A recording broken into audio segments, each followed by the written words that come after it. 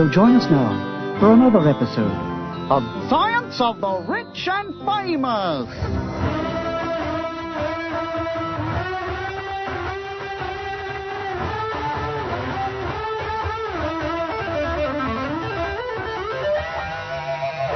Hey, Ted Nugent. Can I have your autograph, dude? Yeah, sure. How'd you get in here? My third cousin's the janitor. Thought I recognized the resemblance. Like, how do you get your guitar to make that screaming sound? Feedback. The bane of parents everywhere. Plain and simple, kid, it's physics. Huh? No, physics. You see, my vacuous friend, physics is the science of matter and energy and of the interreactions between them. In the case of my guitar, the almighty Whackmaster, the energy ultimately transforms into sound waves of extreme volume and exquisite tone. Whoa, waves. Excellent. In brain waves. Also excellent. My guitar is mostly solid, so when I pick a note, the vibrations of the strings have nothing to strengthen them to make them heard. So, we use pickups.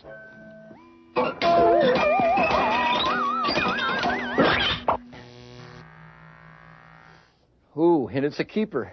The pickup is a magnet wrapped in coils of wire. Move any wire in the presence of a magnet and current will flow. The pickups translate the string's vibrations into impulses of electricity.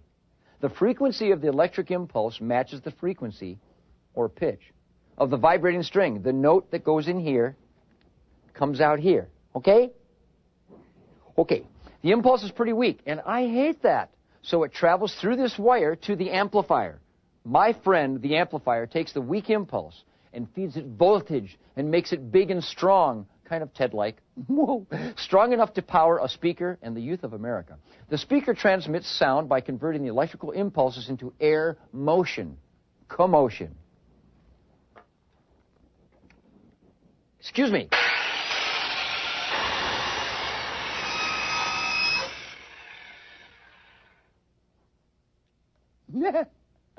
Like the pickup, a speaker also has a coil of wire and a magnet. And as the electrical pulses enter the coil, a magnetic field is generated, a field that switches polarity with the alternating current. This field interacts with the magnetic field of the permanent magnet. And what do two magnets do? Attract or repel. This transfers the electrical energy into air motion, motion here in the speaker cone. This is still good for country and western. Okay, now comes the good part. Feedback.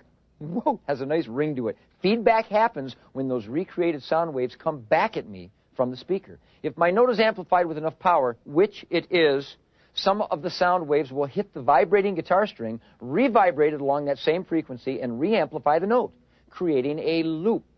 And each re-amplified note happens a little later, creating a time delay effect. This is feedback, and I love it. You know what happens when you stick a microphone up to a speaker?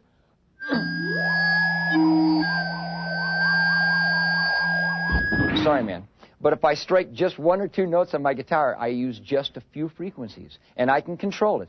Watch me. By increasing the volume or by changing the distance relationship between my guitar and the speakers, I can manipulate the tone to create a stranglehold baby.